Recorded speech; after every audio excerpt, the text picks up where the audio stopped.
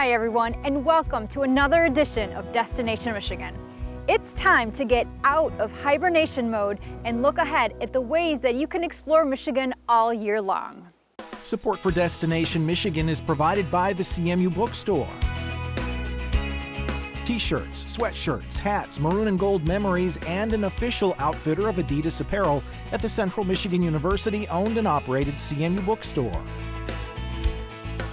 Online shopping 7 days a week at cmubookstore.com, on campus at the University Center, and game day locations at Kelly Short Stadium and the John G. Kulhalvy Event Center.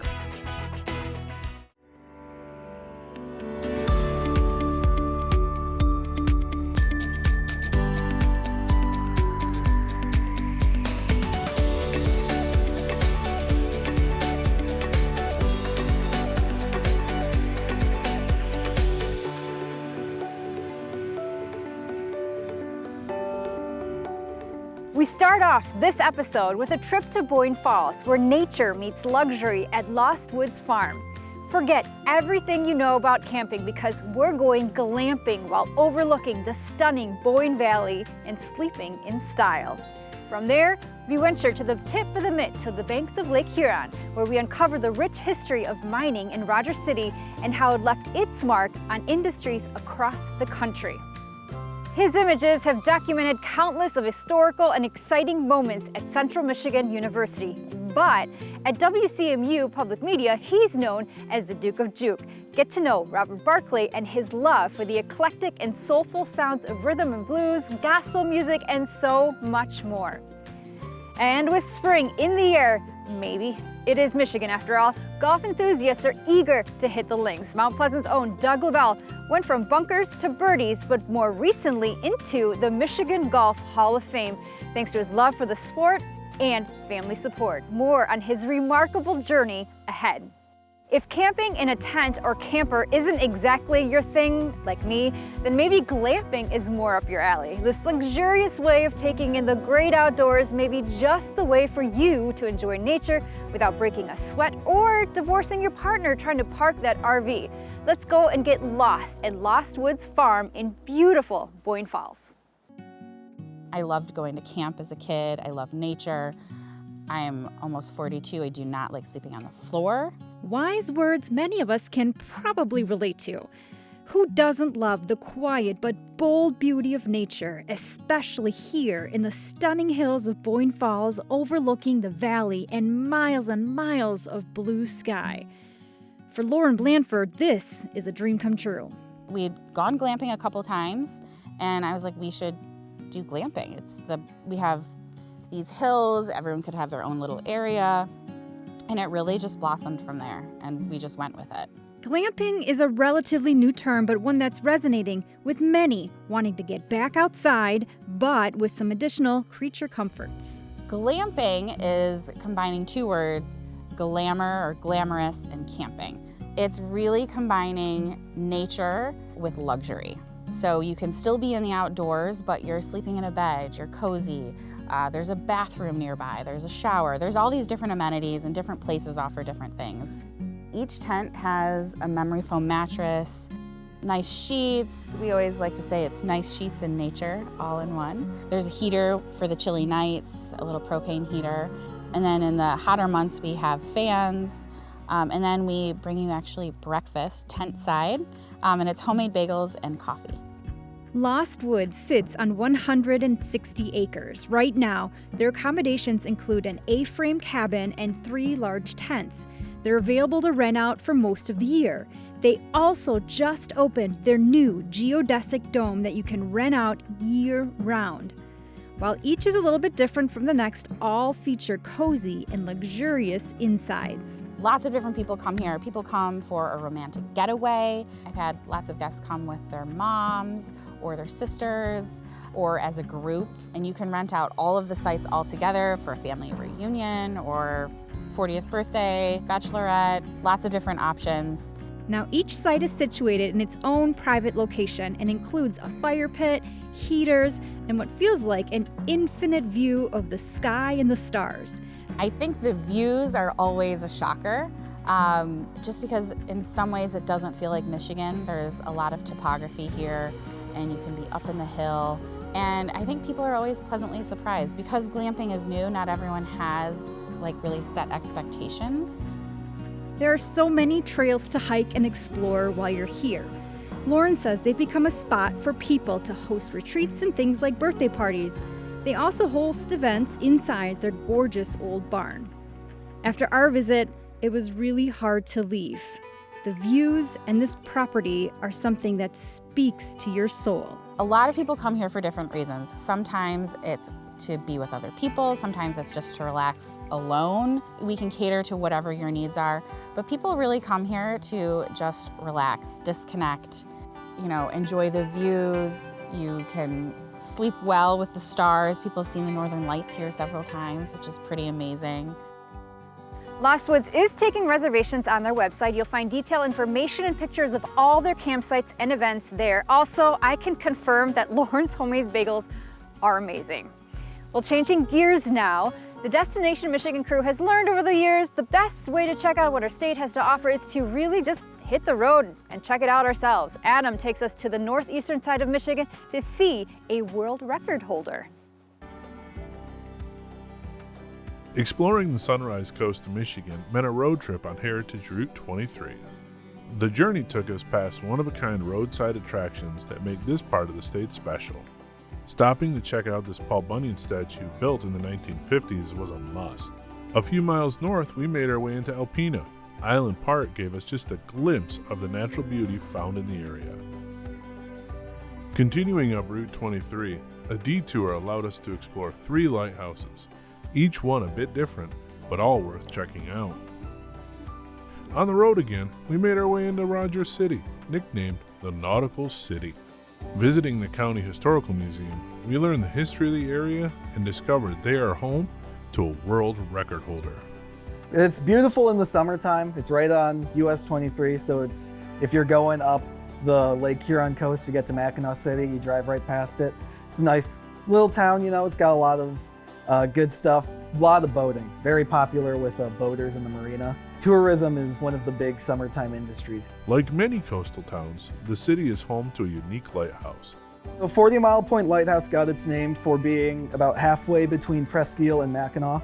It's about 40 miles from Mackinac, which is how it got its name. For a good part of the early 20th century, it was one of the main navigational beacons for the coast of Lake Huron.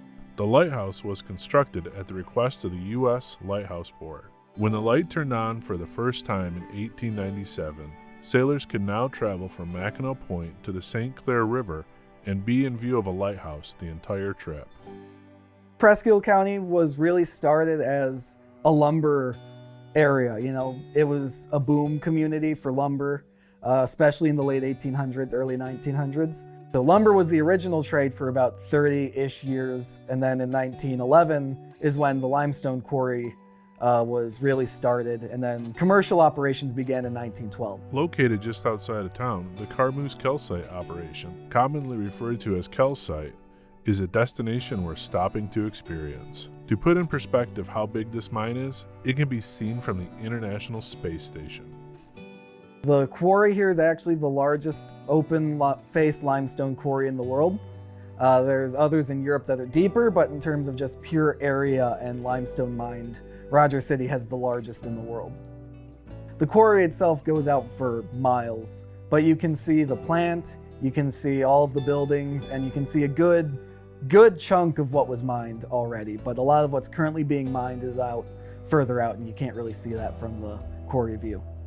And in 1911 is when the limestone quarry was really started, and then commercial operations began in 1912. The local group of people called the Rogers City Land Company, led by Paul Heft and several other locals, they were trying to get funding for a limestone company because they knew that the limestone was plentiful and it could be useful. Limestone is a mineral used for making chemicals, cement, and steel. It is shipped throughout the Great Lakes region. In Michigan, it is essential to the production of beet sugar. The limestone is just rock that was crushed by the glaciers hundreds of thousands of years ago. And when the glaciers receded, created the Great Lakes, the limestone was underneath the ground. So to get it, first you have to clear the topsoil and everything to actually expose the rock. Then you blast it out with explosives. It gets crushed up to various sizes, and those sizes get sorted based on their uses. And then they get sorted into different piles, and those piles are then put on ships to go to different ports. Utilizing their location on the shores of Lake Huron, it wasn't long before ports were full of steamships carrying limestone. Shipping has been going up and down the lakes for decades, but Michigan Limestone got their first boat in March of 1912. The limestone was shipping out around the same time the boat started because they knew that if they had their own ships, they could more easily ship stone around the lakes without having to rely as much on other ship companies. To streamline the transportation of raw materials, the Michigan Limestone and Chemical Company designed and invented the first self-unloading ship, a design that is still used today. The advantage of this new technology was the ships carried their own equipment on board to unload their cargo directly onto the dock, eliminating the need for expensive shoreside unloading rigs. Over the years, the mine and subsequently their fleet of ships have changed ownership. In the 1920s, they became part of U.S. Steel. Currently, the mine is owned by Carmoose Lime.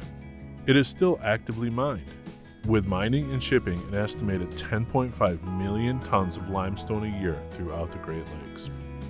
If you've heard of Rogers City, it's probably because of the quarry, but I don't think a lot of people really understand the sheer scope of it, just with how long it's been mining, how big it's gotten. And it's kind of a point of pride for Rogers City because it's such a small town. So to say, yeah, we are world renowned for our limestone, it's a feat. Now, it needs to be mentioned that the Michigan Limestone and Chemical Company were innovative in other areas as well. They employed an active marketing and public relations team documenting and sharing all of what the company was doing.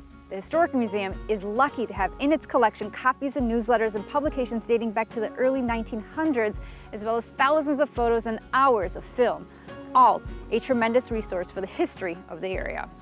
The term juke joint usually refers to an establishment specializing in live music and dancing. While in central and northern Michigan, the juke joint, however, isn't so much a place but an event, a radio broadcast Sunday evenings on WCMU Public Media, hosted by none other than the Duke of Juke, Robert Barclay. Learn more about Robert and his musical journey that's been a delight for fans across the globe. Well, good evening. It is just about 4 minutes past 8 o'clock on your Sunday night, and that means it's time for 3 hours of blues and soul music from the Juke Joint. My name is Robert Barclay. I went to high school in Los Angeles. LA brings the top people, so I got to see Jimi Hendrix several times. I got to see Janis Joplin. I got to see the Doors. I got to see the Rolling Stones. But I go see the Stones in 1969. I was 19 years old, and I'm looking at all these long-haired photographers. It was just seeing all these guys behind the amps, in front of the stage, backstage. I didn't get a camera until I was 22, and I was fumbling for what I was going to major in. And once I started photographing, one thing led to another, and I started getting photo passes and getting backstage sometimes and having the chance to meet the artists. And I thought, wouldn't it be cool if I could get paid to do this? And eventually that's what happened. And I knew working for a university would be cool, so I'm reading this magazine called Editor and Publisher.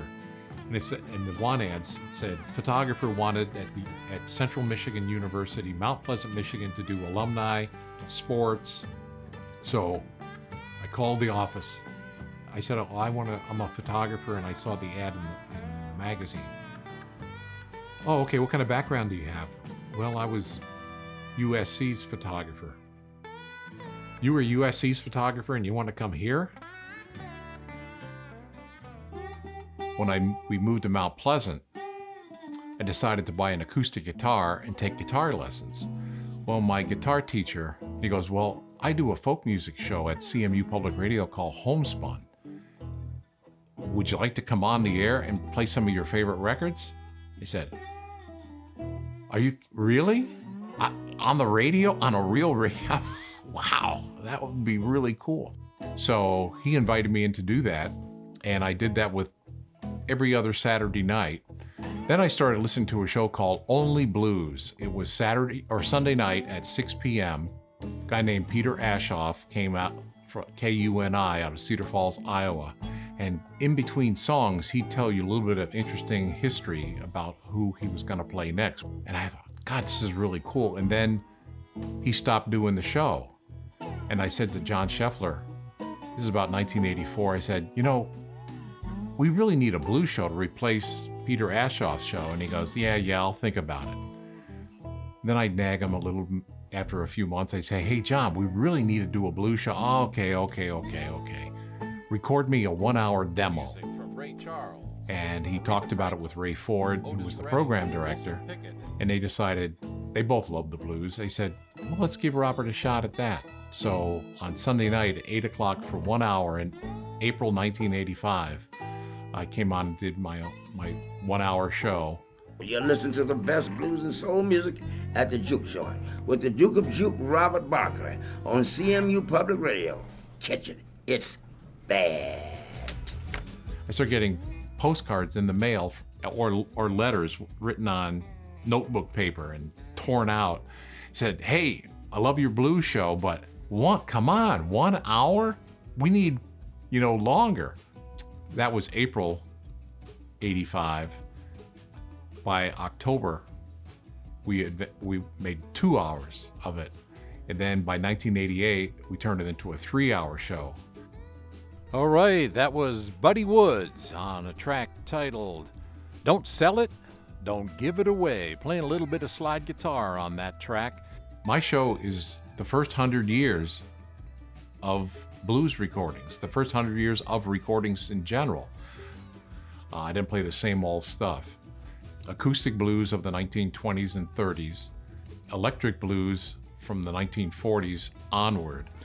But here is Freddie Slack in 1940, Down the Road a Piece. The blues began to evolve into soul music in the 1950s with people like Ray Charles, in the 1960s with Aretha Franklin. So I decided I'm going to do blues and soul music. Let's get back to some more music. He produced a series called Roots and Blues, and I didn't get promo copies of any of these records. I went out and bought them just like you do. I look for songs that tell a story. The songs tell a story, and then I look for stories to tell about the song and about the artist. For us folk and blues fans, the cool thing about Mississippi John Hurt, after he recorded these 1928 recordings, he disappeared, but the cool part is somebody came across him in Mississippi, in Avalon, Mississippi, because he did a song called the Avalon Blues. The first interview I ever did was 1986. A man named Brownie McGee. You got a heck of a memory. I was born to remember. That's where the interviews all started. I decided to make some arrangements to interview other artists. Luther Allison, James Brown, Chuck Leavell, Gatemouth Brown, Wilson Pickett, John Hammond, B.B. King. Occasionally they say, oh, I've told that story so many times. But this is radio. I want you to tell the story in your voice. When you talk about one of your influences, I'll put a record on of that artist who inspired you. First record that I remember listening to on the radio that really stuck to my ribs like red beans and rice was a song by an older blues singer by the name of Memphis Minnie. Oh, I know what song that is. She did this song called Me and My Chauffeur Blues. And the flip side was Black Rat Blues. You remember that? Oh, yes. You is one black rat. Yeah, you is one black rat. Someday I'ma find your trail. Yes, I'ma hide my shoes somewhere near your shirt tail.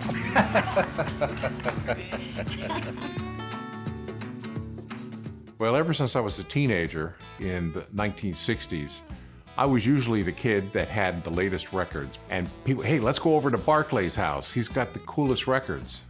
And this is the Juke Joint on Sunday nights for the last 38 years. That's kind of an extension of me being a teenager. Any of my friends from high school, if they lived in Michigan, they would say, Barclay's still spinning those records. That's so cool. Well, that's little Walter behind me, letting me know it's time to close the doors of the juke joint. I'll be back in this spot with another 3 hours of the blues next Sunday night, and until then, this is Robert Barclay, and I'll see ya on the flip side. You know, at the juke joint, you hear everything with Robert Barclay on CMU. That's public radio. Stay tuned. They're playing good music. They're going to play some more. In 2004, Robert was awarded the Keeping the Blues Alive Award, bestowed by the Blues and Foundation in Memphis, Tennessee, for his contributions to the blues world. He's also been honored with a Public Media Impact Award for almost 40 years of volunteering his time in public broadcasting. You can listen to the Juke Joint every Sunday from 8 to 11 p.m. on WCMU, the WCMU app, or on wcmu.org/listen. Finally, from tee boxes to tournaments, bunkers to birdies, Mount Pleasant's Doug Labelle has a golf career full of rich experiences. The path of success wasn't always as smooth as a newly paved cart path, but with family support and the drive to succeed, Doug accomplished what very few can: induction into the Michigan Golf Hall of Fame. My dad just didn't start golf till later in his life. So I would just happen to go to the golf course and ride in the cart and then drive the cart and then eventually started hitting golf balls and then it just went from there. That's how 2023 Michigan Golf Hall of Fame inductee Doug Labelle II remembers getting introduced to the game on the fairways and greens in Mount Pleasant. I think the Mount Pleasant Junior Golf was a key component of, teaching all of us kids the game, and there was lots of kids at the time, 300 plus that would sign up, and Roy Gunderson ran it. So you're out there with everybody else just trying to learn. That's kind of how things got started. I always kind of felt at each level, I was like, okay, I've had success at each of these levels. I kind of felt like I was pretty good till I went to the next level and then realized maybe I wasn't as good as I thought I was. But I think that only just instilled the determination to try to get better, to be able to compete at that level. And then the whole sequence starts over again as you get to the next level, to high school, to college, to the professional level. With a regular PGA Tour stop about 100 miles from Mount Pleasant, Doug could catch a glimpse of some of the premier players of the time, and that experience fueled his imagination and sparked a dream to one day join the touring pros. It was probably in that 8 to 12 range that my dad had kind of taken me down to the PGA Tour event that was held at Warwick Hills in Grand Blanc, Michigan. And I just remember just really following the players, just the whole setting, people watching these really great players. I kind of felt like that's what I'd like to do that. And so that's kind of where the professional aspirations really kind of first were ignited. After a successful high school career as a Mount Pleasant Oiler, Doug challenged himself to become a more complete player. The path he chose took him to the University of New Mexico, where he learned to navigate the whipping winds of the Southwest. But as his college career was nearing completion, Doug wasn't sure he still wanted to pursue a career as a professional golfer. But a familiar location offered him a chance to reignite his passion. I think every golfer at times gets frustrated with how they're playing because most of the time you're not succeeding, you're failing. So how do you have the inner strength to forge ahead when you just kind of want to give up? In 1997, the summer before my senior year in college, I was burned out. I was ready to kind of like, yeah, this is it. I'm probably not going to play professional golf. And I was home during the summer before I go back to school, and I went down and tried to Monday qualify for the PGA event at Warwick Hills, and I qualified. So here I am playing in the Buick Open in 1997, a tournament that I came to watch as a kid. It kind of really reinvigorated my love for the game and the determination to want to get there. So I think that experience was placed in a very, very timely part of my life, because if that wasn't there, I may not have ever turned pro. I don't know. As a professional, Doug competed in some of golf's most prestigious events, including the US Open and the British Open. But a couple of other tournaments also stand out. It was 2006, and I had some seconds and some thirds and played well in some tournaments, but I just hadn't broke through to win. And to kind of get your PGA Tour card, you really need to win. This was, the closest level to the PGA Tour, the biggest level that I've ever won on. And I mean, what an awesome experience. I mean, it was really special. I mean, my dad and my brother flew down, and some of my dad's friends. I think I was 2 shots back going into the final day, but played really well the last day to end up winning by 2. And then, the 2012, here I am now married. As a father, it was pretty emotional. The sacrifice that my wife makes to kind of handle things at home while I'm on the road. I mean, it really does take a significant other that's willing to do that. Kind of pre-family and then family were the 2 wins, so much different. In the realty business now, Doug still hits the links on league nights. But on a brisk, late October afternoon, former superintendent at Saginaw Country Club, Jerry Fauble, legendary player and coach Gene Murray, and Doug Labelle II were inducted into the Michigan Golf Hall of Fame. Just an honor to be included with those great players from Michigan. I mean, Mount Pleasant Country Club is right here where we are right now, is where I grew up. I mean, that's pretty special. It means a lot, but by no way would I expect to be there. It's really whether they, based on their criteria, whether they deemed me to be in there, and they did, so I'm grateful.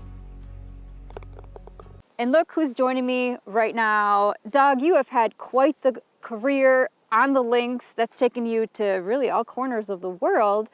What an accomplishment. And I want to know, what kind of advice do you have for somebody who might be watching, dreaming of going pro in golf? What would you tell them?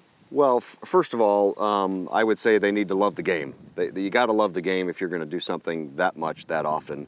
But I mean, I'd say the key components of that is they have to be self-motivated, they got to be disciplined. I mean, you've got to work hard, you've got to have a thick skin, but you've got to be willing to put the time in. And but if you don't love the game, then it's going to be difficult to do that on a regular basis. So those are my probably key components that I would say to do that. Got it. Well, good advice. Thank you thanks for being here. No, thank you for having me. Well, that wraps up tonight's edition of Destination Michigan. Thank you all for watching. We'll see you again real soon.